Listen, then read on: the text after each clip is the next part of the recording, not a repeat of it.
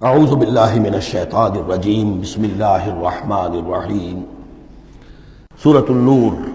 اب یہاں 14 وہ جو صورتیں تھیں جو میں نے عرض کیا جو مکیات ہیں مسلسل، ان میں سے ایک سورہ حج کے بارے میں اور ایک سورہ رعد کے بارے میں بھی بعض لوگوں کا خیال ہے کہ وہ مدنی ہیں، لیکن واقعہ یہ ہے کہ جن کو بھی مکی اور مدنی صورتوں کے مزاج سے واقفیت ہو گئی ہے، جو اس کو پہچانتے ہیں، وہ جانتے ہیں کہ یہ سارا سلسلہ جو ہے مکیات کا ہے اور ان میں کوئی مدنی صورت نہیں ہے۔ کہیں کہیں کسی مدنی آیت کا شامل ہو جانا یہ بالکل علیحدہ بات ہے، لیکن یہ کہ اب ان 14 صورتوں کے بعد اب یہ ہے واحد صورت مدنی ہے اور یہ سورۃ النور ہے۔ یہ سن 6 کے آس پاس نازل ہوئی ہے، سن 6 ہجری،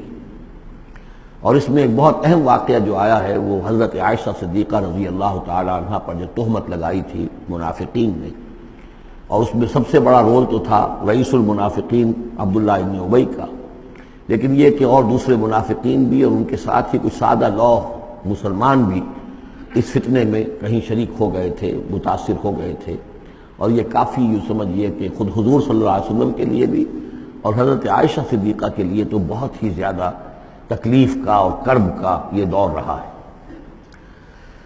بسم اللہ الرحمن الرحیم، سورۃ انزلناها وفرضناها وانزلنا فیها آیات بینات لعلکم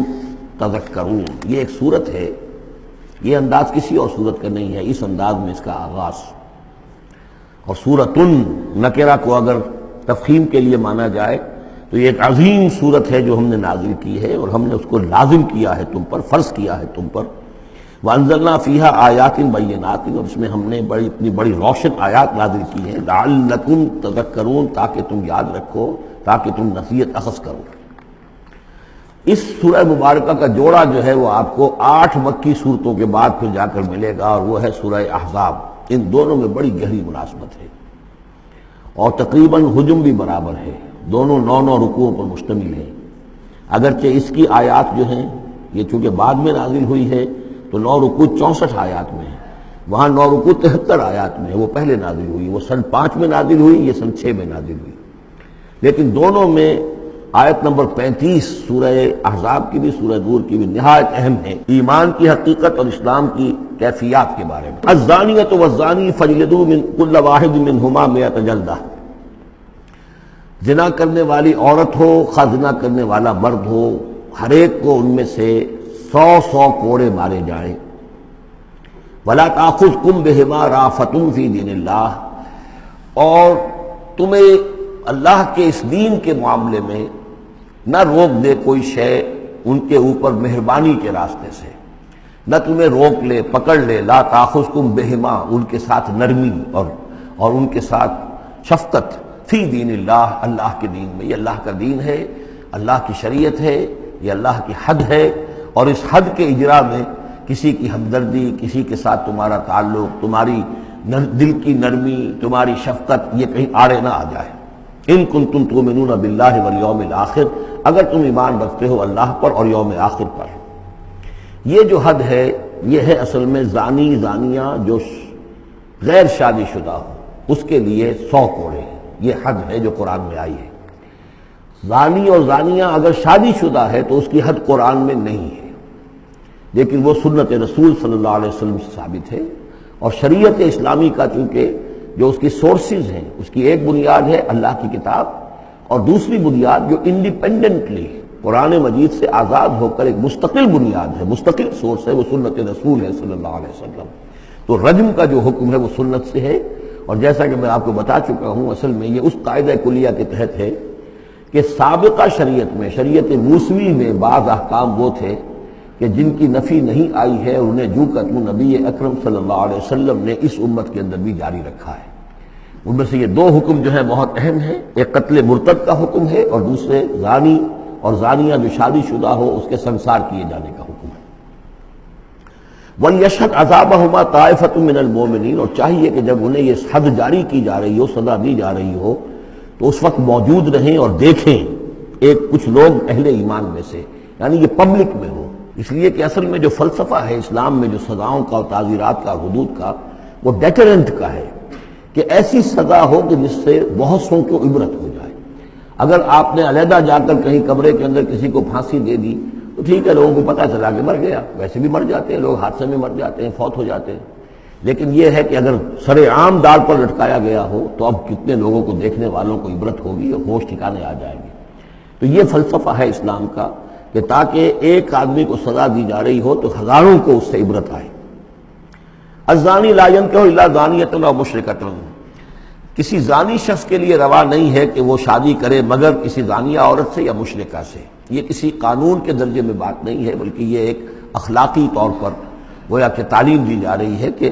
زانی لوگ تو اسی کے، یعنی ان کا حال تو ایسا ہے کہ انہیں تو مستحق اگر ہے تو شادی کے کسی زانیہ سے یا مشرکہ سے۔ والزانیۃ لا ینکحها، اور زانی عورت ہو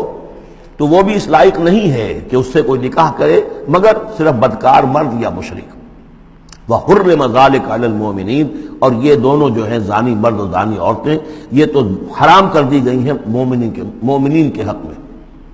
اللہ یہ کہ کوئی توبہ کرے، جو بھی ہے معاملہ وہ علیحدہ ہے اس سے۔ والذین یرمون المحصنات ثم لم یاتوا باربعۃ شہداء، اور جو لوگ جو خاندانی عورتیں ہوں، حفاظت میں ہوں کسی خاندان کے اور نکاح کے قید میں ہوں، چاہے نکاح کے قید میں ہوں تو ڈبل احسان ہو گیا کہ خاندانی بھی ہے اور دوسرے یہ کہ نکاح کی قید میں بھی ہے، نکاح کی حفاظت بھی انہیں حاصل ہے۔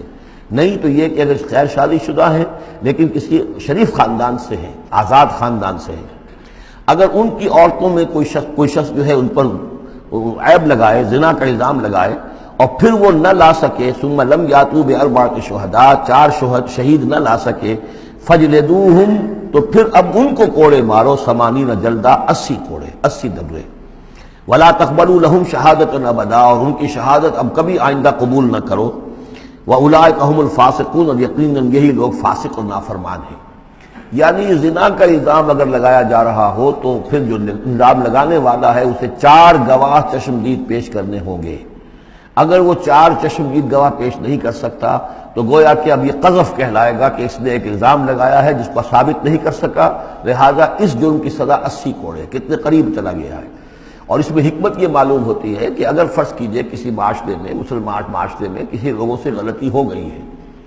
اس غلطی کا چرچا نہیں ہونا چاہیے الا یہ کہ اس کے لیے ثبوت موجود ہو کہ اسے کیفر کردار تک پہنچایا جا سکے۔ اگر تو ثبوت اتنا ہے کہ سزا دی جا سکے تو ضرور،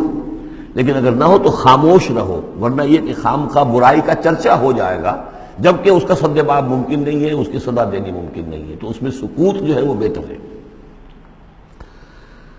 الا الذین تابوا، سوائے ان کے کہ جو توبہ کر لیں من بعد ذلک، اس کے بعد واصلحوا، اور اصلاح کر لیں، یعنی یہ کہ کبھی کسی زمانے میں ان سے یہ غلطی ہو گئی تھی، انہوں نے کوئی تہمت لگائی تھی زنا کی اور 4 گواہ پیش نہیں کر سکے، طویل عرصے تک جو ہے ان کی گواہی پھر کسی بھی اسلامی عدالت میں قبول نہیں کی گئی، لیکن بعد میں ان کی روش ایسی رہی ہے، رویہ ایسا رہا ہے، انہوں نے اصلاح کر لی ہے، توبہ کر لی ہے، اب وہ قابل اعتماد ہیں، تو یہ جو معاملہ ہے اس پر سے ختم ہو جائے گا، ان کی گواہی بعد میں قبول کی جا سکے گی۔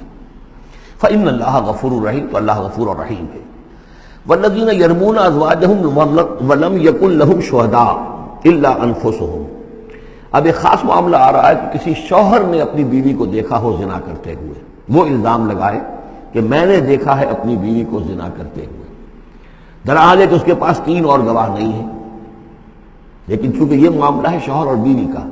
اگر کسی اور عورت کا ہوتا تو اس کے اوپر 80 درے لگتے اس کو کہ اس نے الزام لگایا ہے، چاہے چشمدید ہے، چاہے اس نے دیکھا ہے، لیکن 3 گناہ اور نہیں لا سکا، 3 گواہ نہیں لا سکا ہے تو درے لگیں گے 80۔